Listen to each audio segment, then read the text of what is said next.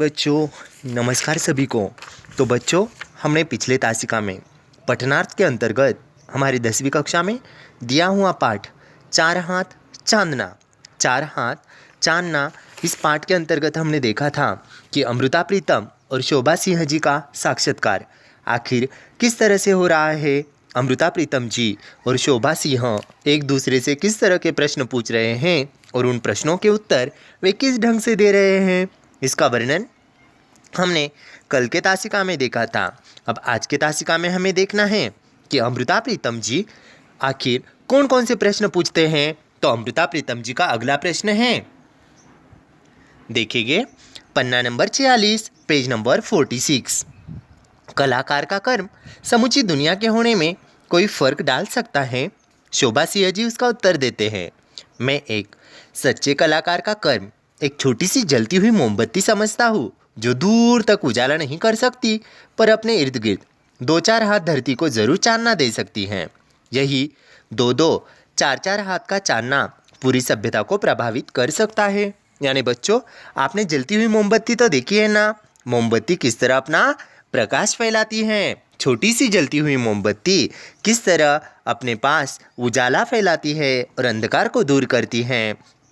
यहाँ हमें यानी कि इस उत्तर से यह भी जान सकते हैं कि छोटे से छोटी चीज़ भी कितनी महत्वपूर्ण होती है, मूल्यवान होती हैं।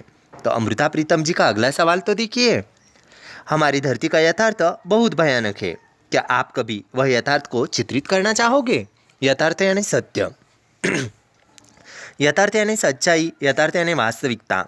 शोभा सिंह जी कहते हैं नहीं, यह यथार्थ जगह जगह पर सड़कों की पटरियों पर चित्रित हुआ पड़ा है। भयानक गरीबी और अंतहीन दुखों का इतिहास है, उसे मैं दोबारा कागजों पर क्यों चित्रित करूं?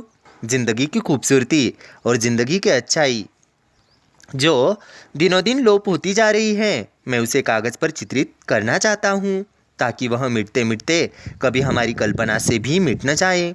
यानी देखिएगा दुनिया की वास्तविकता, दुनिया की सच्चाई किस तरह से हैं। और आज हम देखते हैं कि देखेंगे पटरियों पर, सड़कों पर किस तरह कुछ लोग ऐसे होते हैं जो अनाज के लिए तरसते हैं, जो वस्त्र के लिए तरसते हैं। न उन्हें खाने के लिए कोई अनाज मिलता है, न पहनने के लिए कोई चिथड़ा मिलता है। विलियम ब्लेक ने की एक पंक्ति ज़रूर है, सुंदर ईश्वर को गुलाब का एक फूल बनाने में, यानी सुंदर ईश्वर को गुलाब का एक फूल बनाने में अगले पन्ने पर देखिए पेज नंबर 47 में 50,000 बरस लगे थे। यानी छोटे से गुलाब के पुष्प को बनाने 50,000 बरस लगे। अगर हम स्वयं को बड़ा कर लेना, जो कुछ दुनिया में से खोता जा रहा है वह किसी हद तक खो जाने से बच जाए। गुरुओं के चित्र भी मैं इसीलिए बनाता हूँ क्योंकि वे स्वयं महान थे।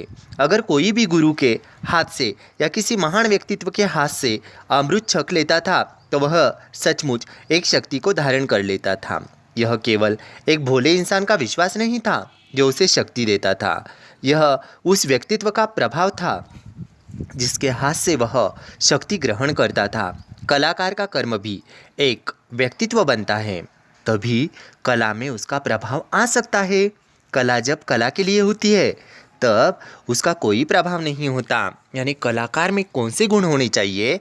कलाकार में सच्चाई और गुरु का महत्व यहाँ बता है। संत कबीर ने ठीक ही कहा है, गुरु गोविंद दो खड़े काके लागू पाए, बलिहारी गुरु आपको गोविंदियो बताए। यानी गुरु को भगवान का दर्जा दिया है, गुरु को ईश्वर का रूप माना है। तो कलाकार में कौन से गुण होने चाहिए? सच्चाई, वास्तविकता और यथार्थता आदि गुणों का समावेश कलाकार में होना किस तरह आवश्यक है, ये बखूबी ढंग से शोभा सिंह जी अपने उत्तर के माध्यम से प्रस्तुत करते हैं। अब अमृता प्रीतम जी का अगला सवाल तो देखिए। अमृता प्रीतम, कलाकार की शक्ति उसके चिंतन में है और चिंतन के अमल में, इसमें आप दर्शक का कर्म क्या समझते हैं? तब शोभा सिंह जी का उत्तर देखिएगा गौर से। कई दर्शक ऐसे भी होते हैं जो बगल में लगे हुए चित्रों को देखने के लिए पूरी तरह गर्दन भी नहीं घुमाते और सरासरी नज़र से सब चित्रों को देखकर पूछेंगे बस, और तस्वीरें नहीं हैं। पर कलाकार का कर्म किसी हद तक दर्शकों को वह आँख देना भी है जिससे वह देख समझ सकें। कुछ दिन हुए, एक अमीर सी औरत आई, बड़े आदर से चित्रों को देखती रही, बैठी रही, फिर बोली, आपने मुझे प्रसाद नहीं दिया। मैंने पूछा, आपने इतनी देर से इस पहाड़ी हवा में सांस ली, फिर क्या यह सुख प्रसाद नहीं? क्या प्रसाद सिर्फ बूंदी होती है? यही सोच और सूझ होती है जिसे कलाकार को अपने दर्शक को देना होता है।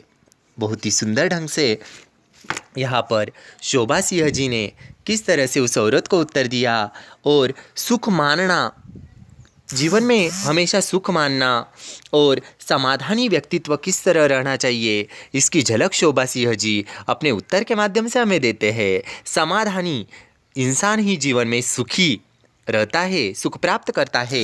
इसका वर्णन शोभा सिंह जी अपने इस उत्तर के माध्यम से दे रहे हैं।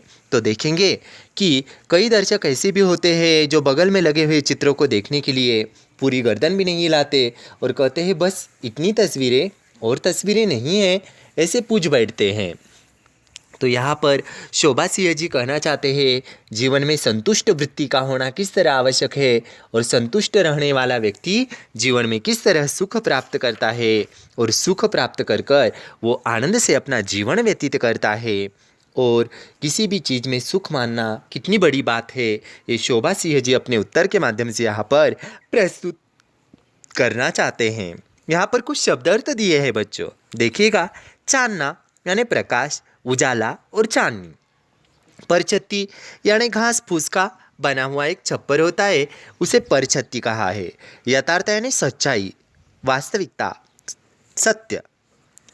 भुलावा हो जाना, भ्रम हो जाना, भुलावा हो जाना, भ्रम हो जाना। तो आदि यहाँ पर क्या दिए हैं, हमें शब्द अर्थ दिए हैं। तो उम्मीद करता हूँ आप सभी को प्रस्तुत पाठ के नए शब्दार्थ समझ में आए होंगे। अगले तासिका में हम नया पाठ लेकर आते हैं। धन्यवाद सभी को।